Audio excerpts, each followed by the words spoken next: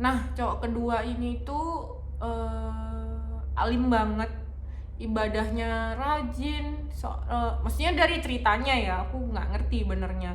Pokoknya orang tuanya itu posesif banget, soalnya dia itu anak pertama, anak satu-satunya.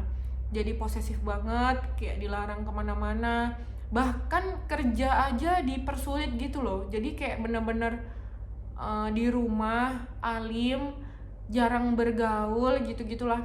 Dia aja bisa kerja saat itu karena dia tuh berontak gitu ke orang tuanya, kayak pokoknya aku mau kerja, aku mau hasilin duit sendiri, aku mau kayak mulai membuka diri berteman, soalnya dia juga udah umur 26 waktu itu. Jadi dia nggak kuat dikekang sama orang tuanya terus. Nah, terus kan janjian ketemuan. Jadi aku nganggep dia anak yang kuper gitu-gitu kan. Dan emang iya, waktu ketemu dia itu aduh, kayak diem, nggak ngomong sama sekali. Bahkan kita jalan berjam-jam itu, omongan yang dia omongin itu cuma bisa dihitung jari gitu loh. Misalnya ini kan diem banget, awkward. Terus aku berusaha buka omongan, kayak misalnya, oh kamu sukanya makan apa, nanti kita makannya cari yang kamu suka aja, misalnya kayak gitu ya. Tapi dia cuma jawab gini, mie. Udah, udah. Terus hening tuh. Terus aku berusaha buka omongan lagi. Terus aku berusaha buka omongan lagi. Kamu berapa bersaudara? Dua. Udah, kayak dia nggak tanya balik atau nggak ngasih pertanyaan ke aku. Jadi kayak gue setengah mati, aku nggak ngerti sih. Terus pokoknya tuh diem, garing, makan juga diem. Sebenarnya enaknya itu dia nggak jelek, dia tinggi, badannya bagus, mukanya nggak jelek. Abis gitu dia juga banyak duit gara-gara kerja di tempat omnya, terus karena saudara sendiri jadi pangkatnya dia tuh langsung tinggi, terus gajinya besar gitulah. Jadi aku tuh mau makan apa aja yang mahal juga sama dia dibeliin, semua dia yang bayar. Sebenarnya enak sih, cuma aku nggak kuat garingnya. Kayak bener-bener banyak banget silent moment gitu loh. Kayak misalnya nonton bioskop aja, waktu itu kan nonton superhero gitu kan, aku berusaha buka topik. Oke, misalnya bilang, aduh aku suka banget sama Joker, soalnya menurutku meskipun dia di bad side tapi keren parah lah menurut aku. Terus dia cuma jawab iya. Kalau cewek diiyain seneng dong ya, cuma nggak tahu ya, aku nggak seneng. Aku pengen tahu pendapat dia aja, maksudnya filmnya gimana, bagus apa enggak. Dia cuma iya, dua, mie. Kayak boring, boring parah. Habis sekali ketemu aku mikir dia kayak gitu karena baru pertama ketemu orang kan, jadi kayak nggak ngerti, dan dia nggak punya temen, jadi dia kayak susah membawa diri dan lain-lain. Jadi aku masih mau ketemu dia karena aku pikir ya awal ketemu canggung sungkan masih wajar lah ya. Akhirnya ketemu lagi sampai beberapa kali pertemuan. Nah sampai itu pun sama, kayak nggak ada ngomong sama sekali. Kita pernah pergi 6 jam makan nonton, dia nggak ngomong satu kata patah pun. Terus sampai aku tuh pernah naik mobil dia, terus awkward gitu loh, kayak ya Tuhan, aku ngapain di sini ya. Aku sampai meratap ke jendela mobil kayak aduh, aku mau pulang. Bener-bener nggak disapa, kayak bener-bener nggak diajak ngomong. Bener-bener naik mobil duduk terus aku nggak diajak ngomong sama sekali. Oh my god. Ya kasihan sih, jadi dia udah mulai kayak kamu garing ya sama aku, kayak dia sedih-sedih gitu loh. Jadi aku mulai ya kasihan juga, cuma aku nggak kuat garingnya. Jadi aku tuh ajak dia itu ke ngumpul-ngumpul. Jadi misalnya teman-teman aku nonton, nah aku ajak dia, jadi kalau rame-rame kan nggak terlalu awkward gitu kan, sama dia itu sekalian bisa punya teman, bisa berteman gitu gitulah. Ada niat bantu dia gitu loh, meskipun misalnya kita nggak pacaran tapi aku bisa buat dia misalnya punya teman, terus sosialisasinya lebih bagus atau apa gitulah. Cuma nggak bisa misalnya diajak ngumpul rame-rame itu dia nggak mau. Tapi kalau berdua akunya stres, kayak garing banget. Apalagi aku kan orangnya bawel parah. Cuma kalau nggak ditanggepin gitu aku juga mager gitu sih. Akhirnya karena aku udah mulai nggak ketemu, tapi aku udah ngomong, aku berusaha buat baik ke dia. Tapi aku udah kasih saran ke dia gimana biar dia tuh nggak terlalu kuper atau apa. Aku berusaha memberi kritik dan saran yang membangun buat dia kan. Cuma dianya tetap kecewa gitu. Terus dia tuh akhirnya cerita tentang masa lalu sama mantannya gitu. Jadi dia kan nggak pernah pacaran seumur hidup. Habis gitu, karena stres, lonely, nggak punya teman, dia memutuskan buat hire wanita panggilan. Nah, tapi karena dia emang bukan orang jahat menurut aku. Habis mereka tidur tuh sekali, cewek ini dia diajak pacaran sama dia. Nah, tapi pokoknya dia bilang gini ke ceweknya, kamu berhenti jual diri, nanti semua kebutuhannya dia berusaha penuhin gitu loh. Dan cewek ini tuh udah punya anak di tempat asalnya gitu. Nah, dia di Surabaya jual dirinya, tapi anaknya nggak diajak. Jadi dia bilang pokoknya mau pacaran sama cewek ini, mau serius dan berusaha ngebiayain cewek ini, intinya kayak gitu. Tapi ternyata ceweknya kan udah deal, udah pacaran, tapi sama pacaran emang mereka masih sering berhubungan suami istri. Nah, sampai di suatu hari dia kan janjian sama cewek ini di hotel A. Ceweknya tuh lama nggak datang-datang. Akhirnya dia tuh nge-track HP cewek ini. Ternyata cewek ini lagi ada di hotel B. Ternyata cewek ini tuh nggak bisa gitu loh berhenti untuk jual diri.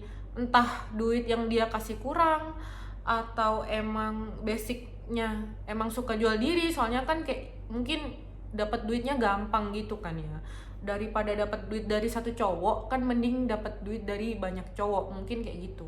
Akhirnya putuslah dia sama cewek ini. Nah, habis putus baru dia main Tinder dan ketemu aku.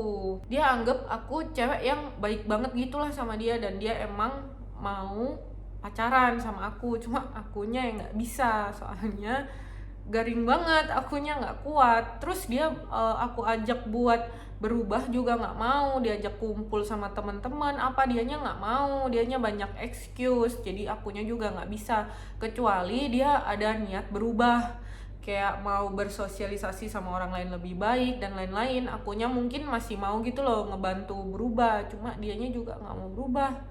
Jadi ya gitu deh, akhirnya udah nggak kontak, tiba-tiba hilang aja. Aku juga nggak inget gimana lost kontaknya itu. Terus cowok ketiga ini dia itu sama beda. Dia tuh untuk segi fisik paling cakep dari semua cowok yang aku temuin.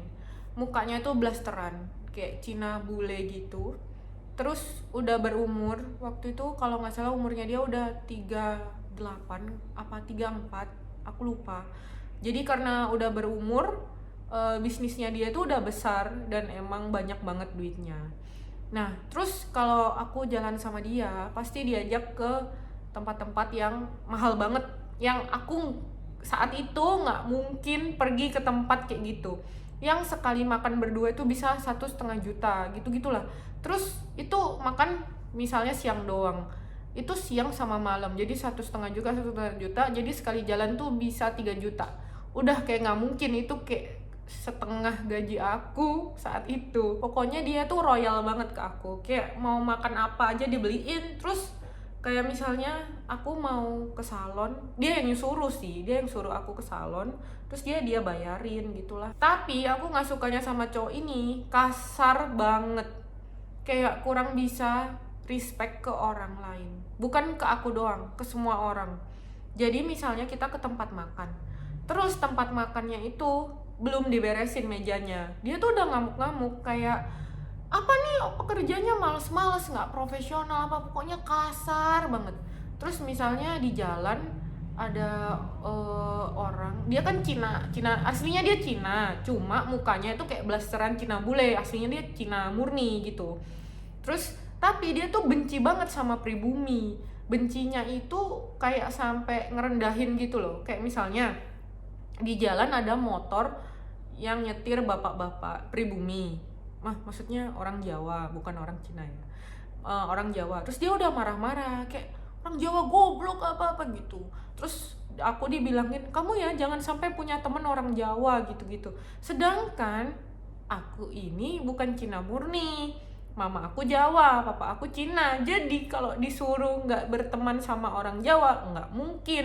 Keluarga aku Jawa, maksudnya keluarga dari mama ya Jawa semua gitu loh. Dan aku sayang banget sama mereka. Jadi kalau jangan deket-deket orang Jawa itu nggak mungkin gitu loh. Nah dia tuh suka marah-marah, pokoknya kalau bisa ya kamu tuh kan ada keluarga Cina dan keluarga Jawa, kamu nggak usah deket-deket lah sama yang keluarga Jawa, kamu deket-deket sama yang keluarga Cina aja, biar kamu tuh rasnya dari Cina, jangan sampai orang nganggap kamu tuh Jawa, pokoknya Cina Jawa Cina Jawa.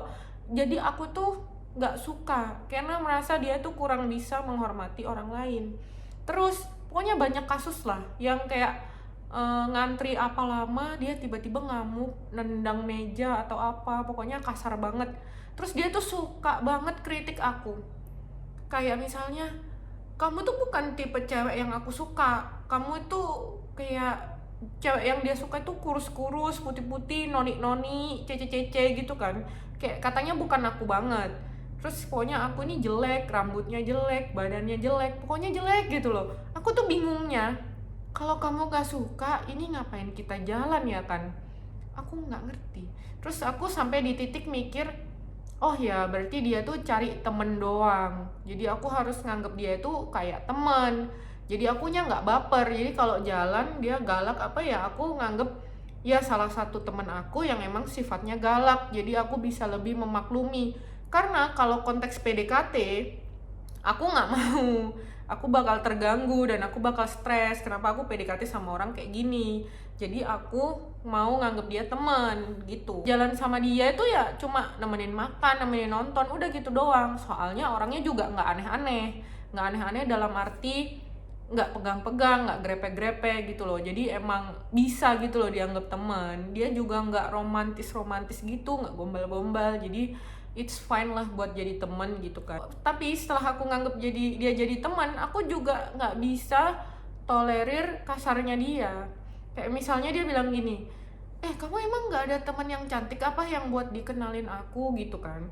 Terus aku bilang, aku tunjukin fotonya ke dia, ada nih satu cece, dia udah umur sekamu tapi masih cantik banget dan udah beberapa tahun jomblo, aku bilang gitu. Terus dia nanya gini dong, oh dia perawan nggak? Kalau nggak perawan ya nggak guna. Kayak, terus aku jawab, aku masih gimana ya, waktu itu aku nggak tersinggung, aku cuma jawab ya aku nggak tahu lah dia perawan apa enggak gitu. Terus dia jawab, lah kamu kan temennya, masa nggak tahu dia perawan apa enggak? Aku kayak, ya aku nggak nanyain teman-teman aku semua sih, kamu perawan nggak, kamu ngapain aja sama mantan kamu, ya aku nggak tanyain kayak gitu sih, itu menurutku privasi mereka dan aku nggak tahu. Tapi kalau kamu emang cuma cari yang perawan, ya aku nggak ngerti sih teman aku yang buat dijodohin ke kamu itu siapa, aku nggak ngerti, nggak bisa bantu, aku bilang gitu kan. Tapi mama aku itu setuju banget sama dia, soalnya ganteng kayak Raya. Mamaku tuh kayak ya udahlah sama dia aja gitu-gitu kan. Nah akunya ini nggak bisa, soalnya dia terlalu kasar. Mungkin akunya yang picky kali ya, aku juga nggak ngerti ya. Aku merasa selama ini aku tuh susah cari pacar, tapi aku nggak ngerti sih ini aku yang jelek atau aku yang picky atau apa. Soalnya dia juga bilang aku jelek kan, dia nggak suka sama aku gitu-gitu kan. Jadi sebenarnya oke, aku nggak ngerti.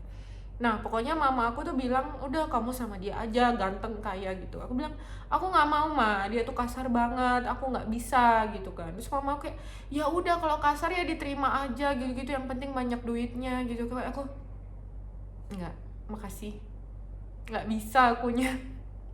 Kalau emang butuh duit doang ya mending sama kakek-kakek yang udah mau meninggal, yang bakal ngewarisin aku semua duitnya gitu kan. Terus aku bilang enggak sih, nggak bisa, soalnya aku bakal nggak ngerti ya, aku kalau pacaran tuh mikirnya udah panjang banget, sampai nikah, sampai gini, sampai gitu.